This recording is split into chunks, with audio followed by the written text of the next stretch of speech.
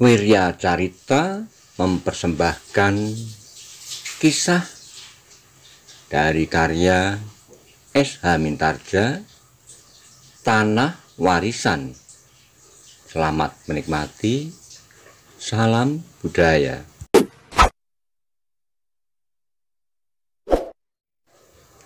Kisah ini berlatar belakang pada era zaman Kerajaan Pajang.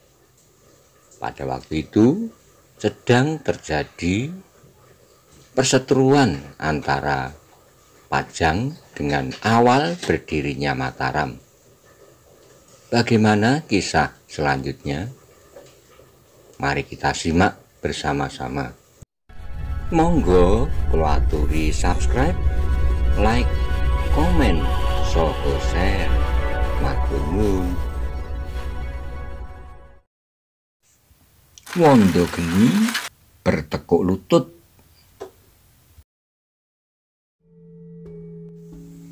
Wondogeni mengelakkan serangan itu. Sebagai seorang kepercayaan Panembahan Sekar Jagad, ia memiliki bekal dan pengalaman yang cukup untuk bertempur melawan siapapun juga. Dan kini dengan penuh kemarahan ia berkelahi melawan seseorang yang menyebut dirinya Putut Sabuk Tampar.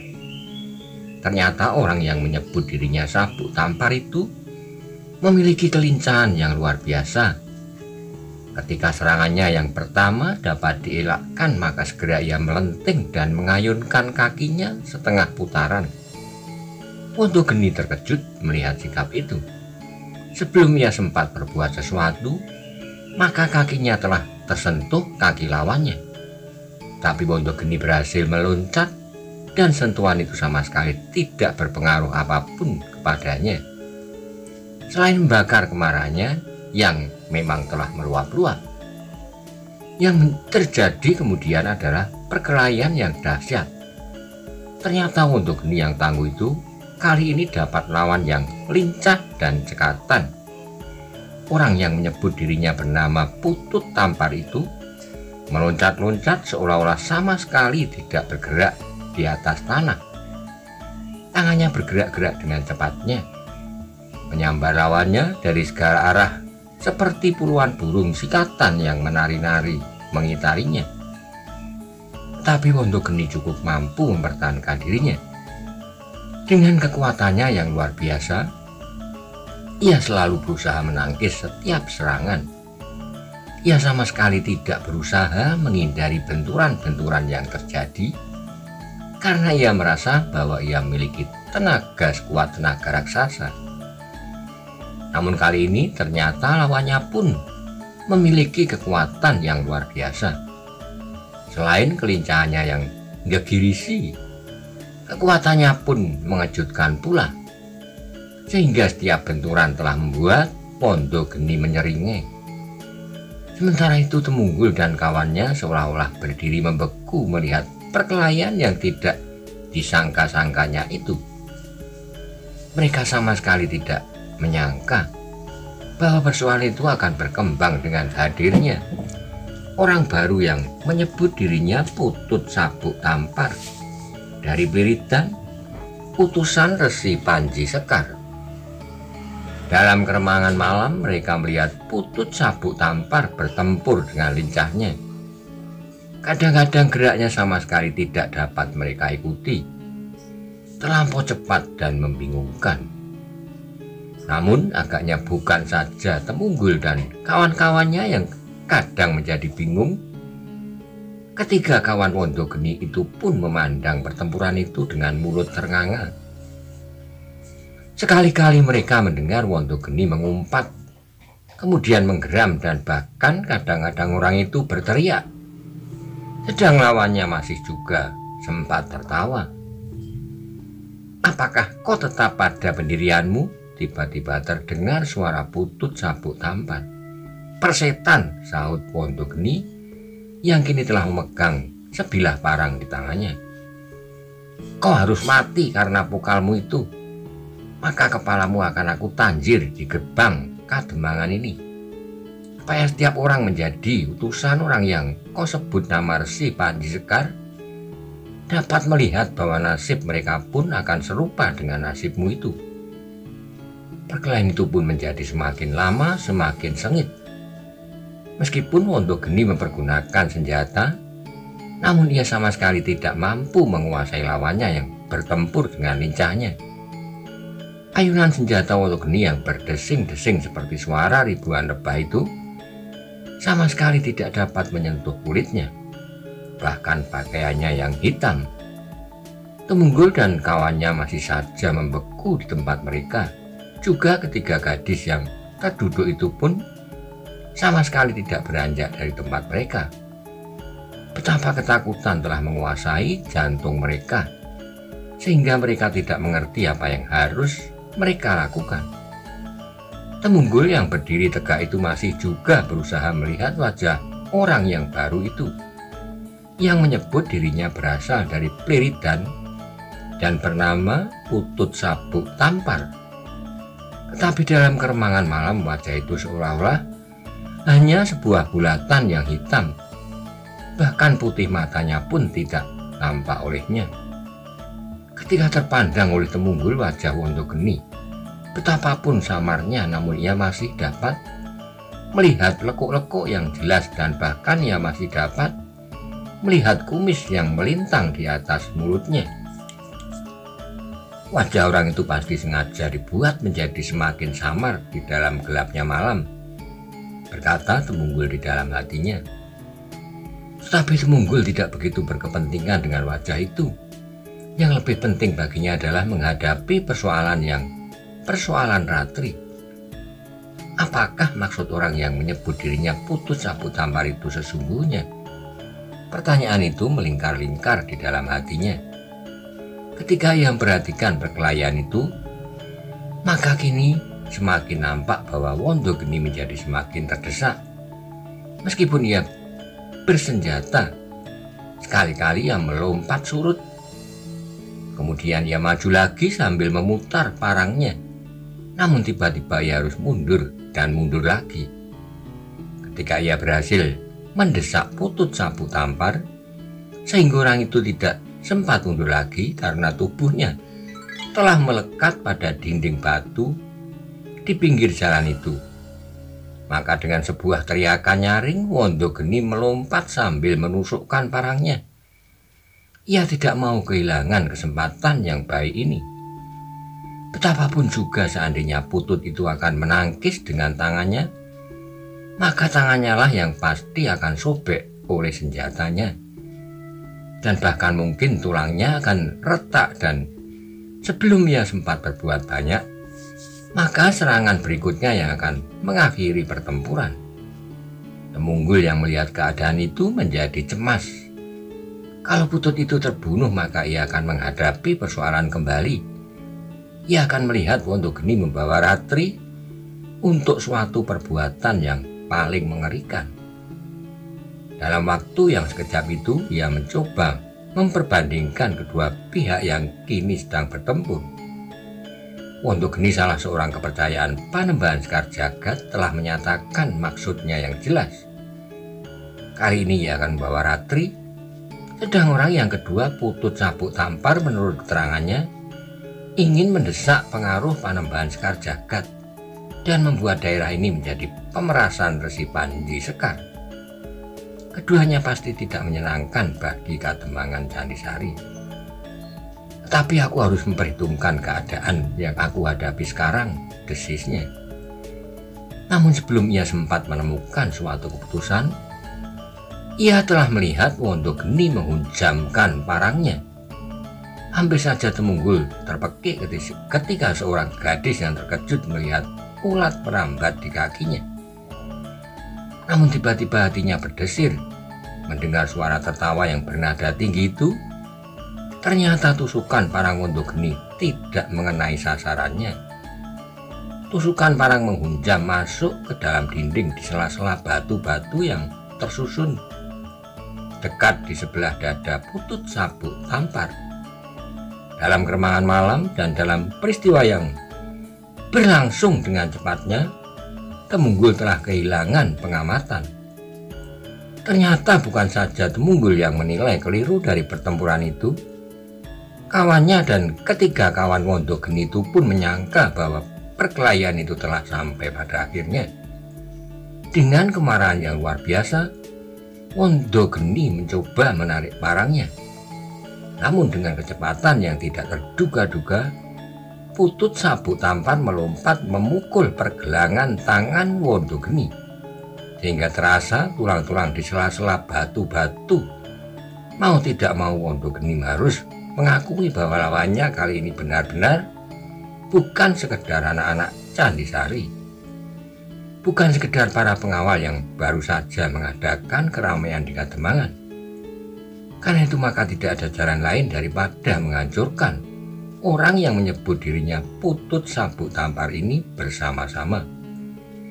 Karena itu maka sejenak kemudian terdengar Wondogeni berteriak nyaring, "Hei, marilah cepat-cepat kita selesaikan orang gila ini. Aku tidak mempunyai banyak waktu untuk melayaninya."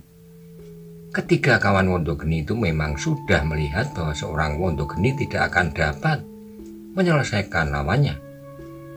Karena itu maka tanpa diulang lagi mereka pun berlompatan mendekati perkelahian yang menjadi bertambah sengit.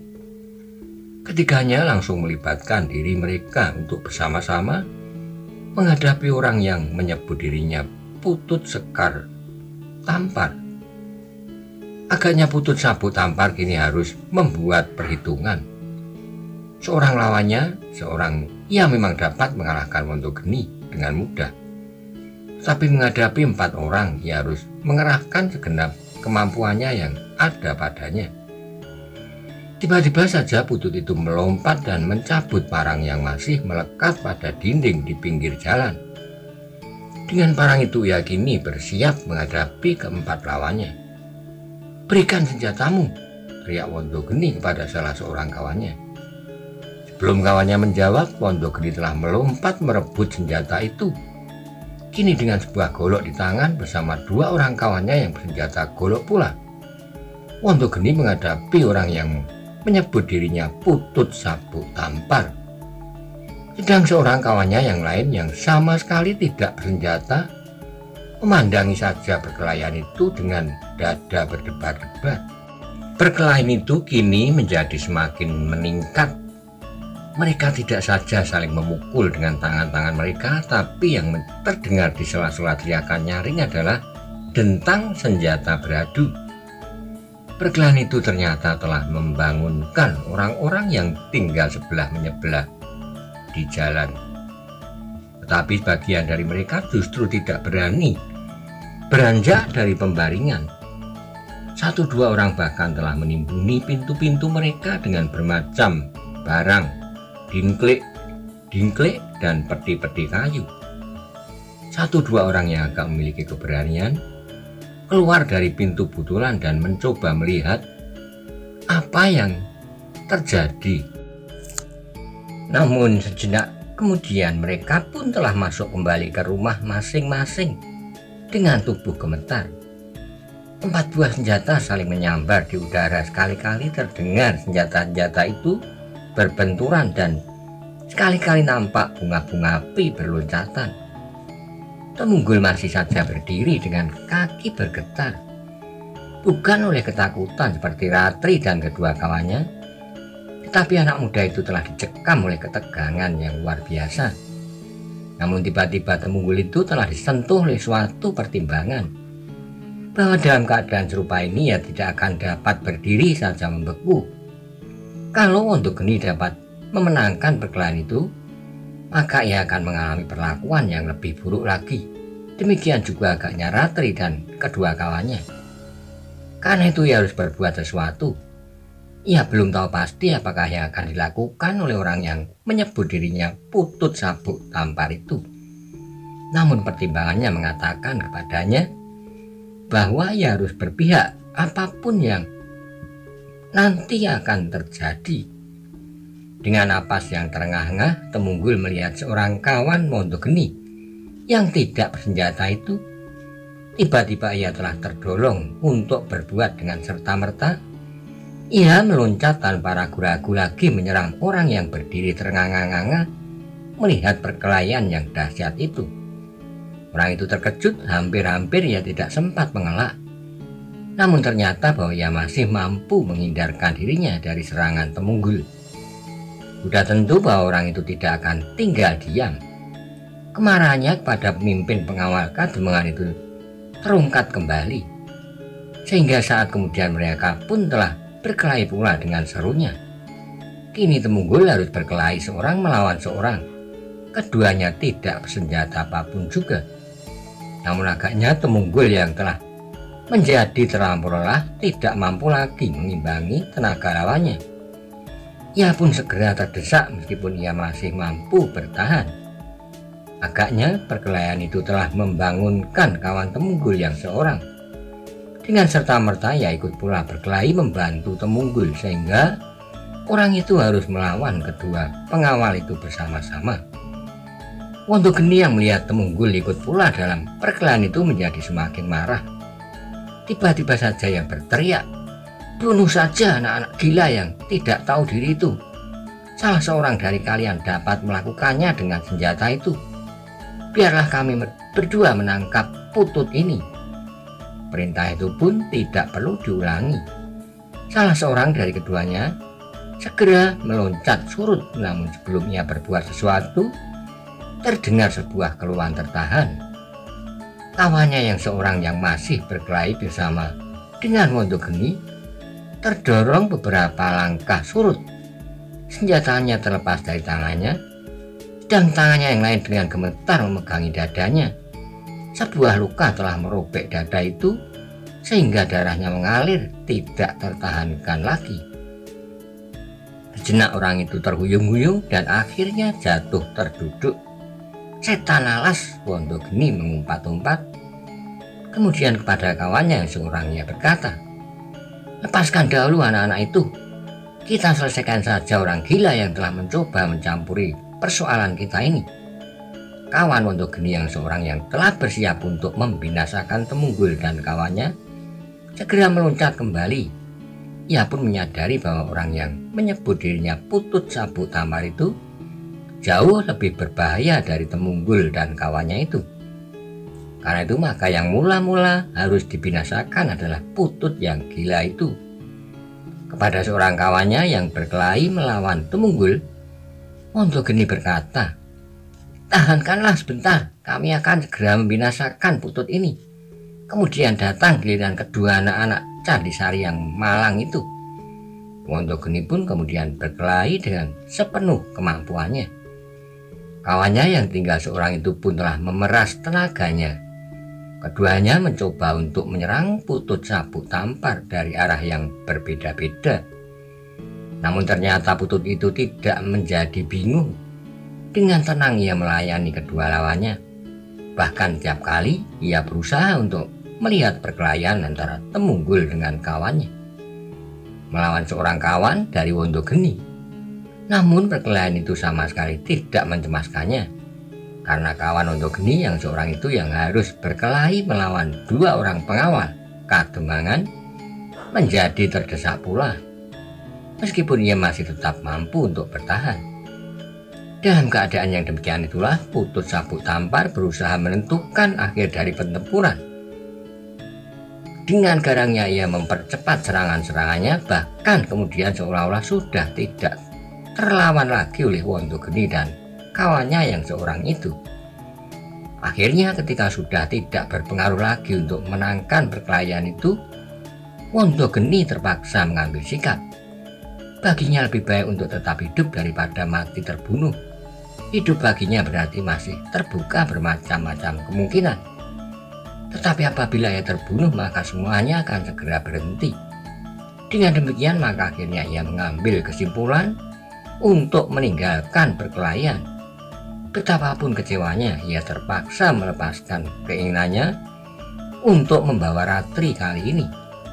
Tetapi dengan demikian ia justru mendendam keinginannya untuk membawa gadis itu, justru semakin mencengkam dadanya. "Awas kalau lain kali," ia menggeram di dalam hatinya. Kali ini kebetulan Putut gila ini ikut bercampur persoalan kita. Tapi suatu ketika aku pasti akan membawamu dan nasibmu akan menjadi lebih jelek lagi daripada nasibmu kini. Seandainya kau tidak terlampau banyak ribut.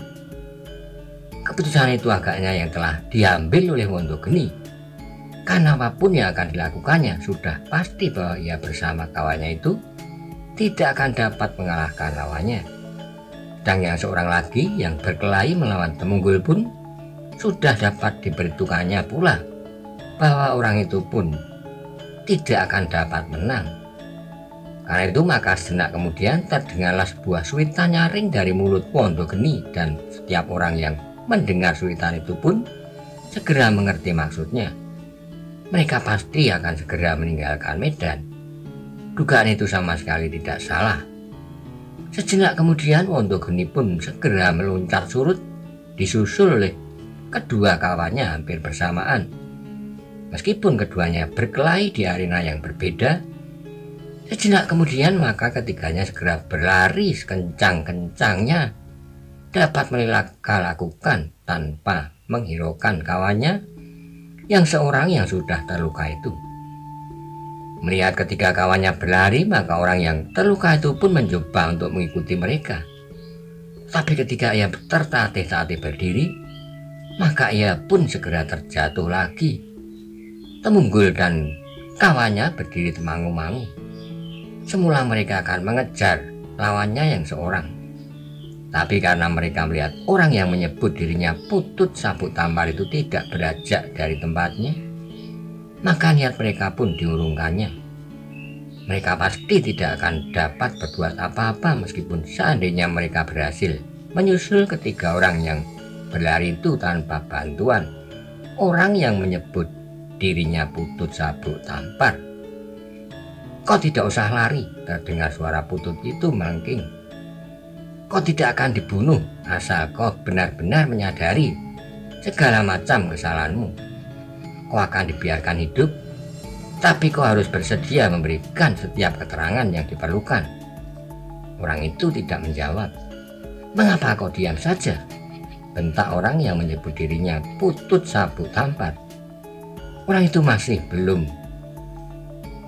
menjawab. Bagaimana kalau kau tidak bersedia memberikan keterangan tentang Panembahan Sekar Jagad? Buat apa engkau tetap hidup? Masih belum ada jawaban. Orang yang menyebut dirinya bernama Putut Sabuk Tampar itu menarik napas dalam-dalam, katanya, kalau begitu baiklah, kau memang tidak pantas dikasihani. Mungkin memang lebih baik mati bagimu.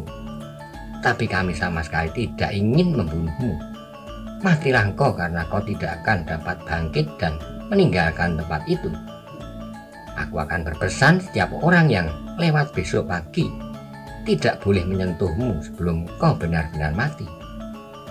Baru setelah kau mati, kau akan dikuburkan. Sebelumnya kau akan menjadi tontonan anak-anak bahwa salah seorang anak buah Panembahan Sekar Jagad ternyata dapat juga terluka dan bahkan mati. Persetan, tiba-tiba orang itu menggeram. Kalau kau ingin benar-benar membunuh, berarti Kademangan ini akan kedatangan bencana yang maha besar. Tentu Panembahan Sekar Jagad tidak akan tinggal diam. Putut Sabuk Tampar mengerutkan keningnya, sedang Temunggul dan kawannya saling berpandangan sesaat. Namun kemudian terdengar suara tertatap Putut Sabuk Tampar dalam nada yang tinggi. Kau memang senang berbicara yang aneh-aneh. Mati atau tidak mati, Wondogeni pasti sudah akan banyak bercerita tentang kau yang terluka, tentang gadis-gadis yang cantik itu, dan tentang pengawal Kademangan yang sama sekali tidak berani berbuat sesuatu kalau tidak terpaksa oleh kepentingan pribadi.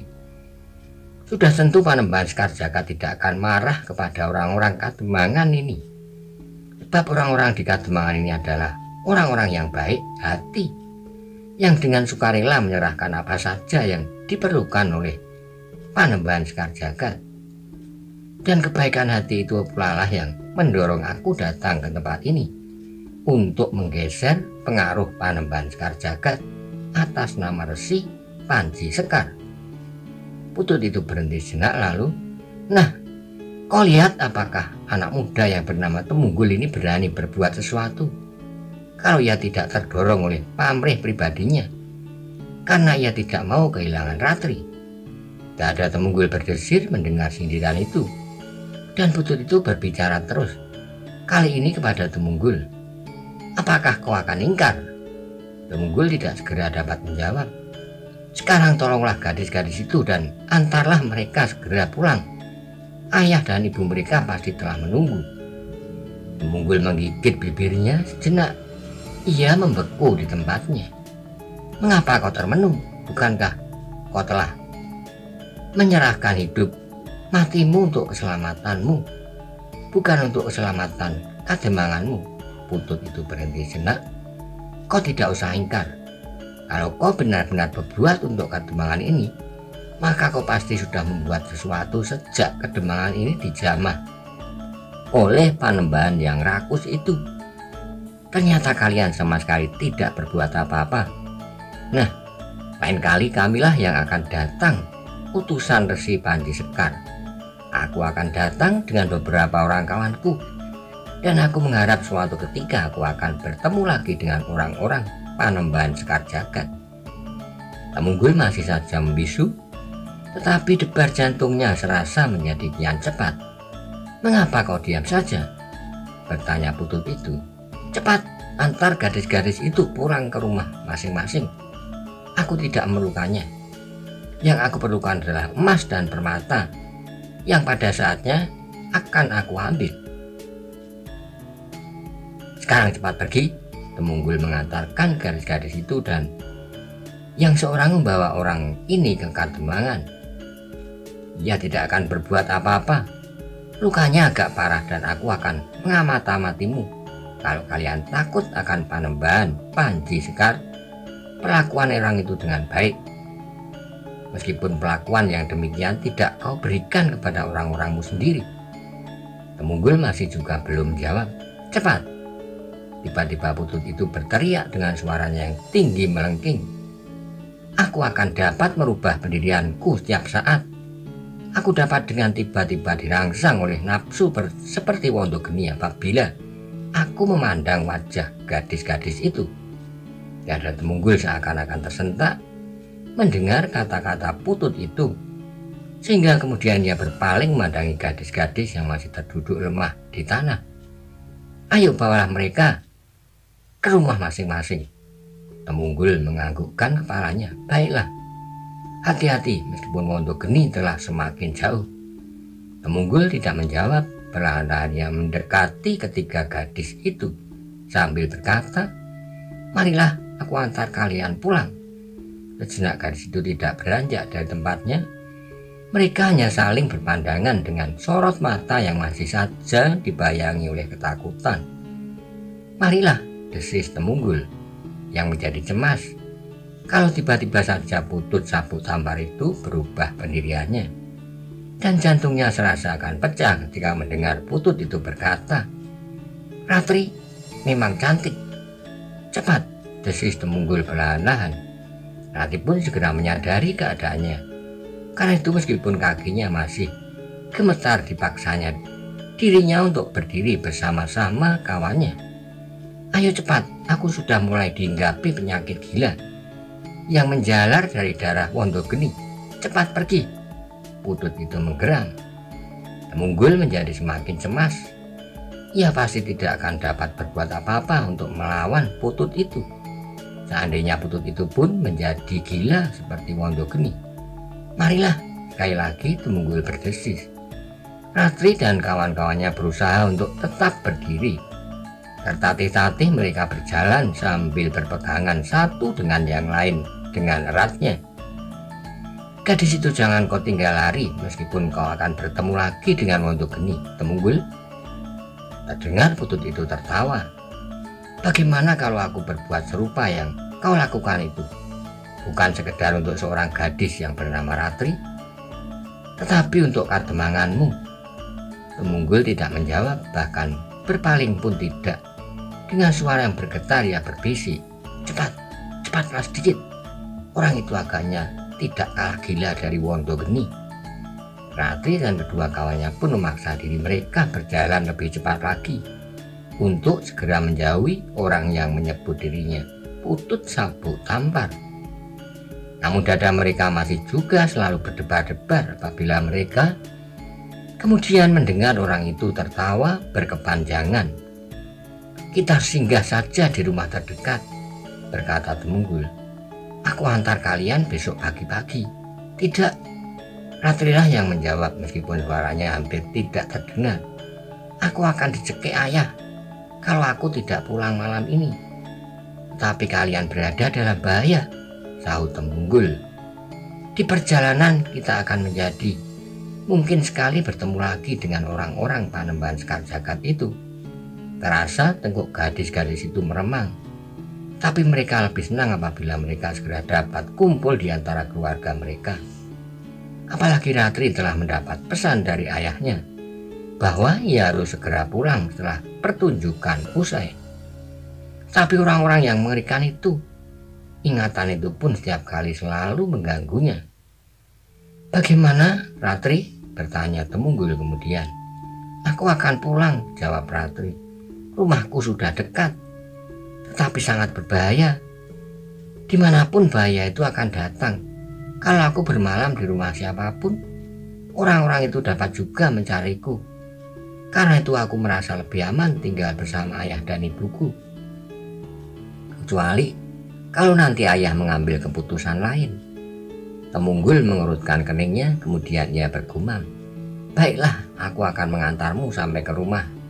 Rumahmu memang sudah dekat, tapi kita masih harus mengantarkan kedua kawan-kawanmu itu." "Tapi rumahku lebih dekat." "Tidak," sahut Temunggul. "Kita lewat jalan kecil ini. Aku merasa bahwa jalan ini jauh lebih aman dari jalan yang lebih besar."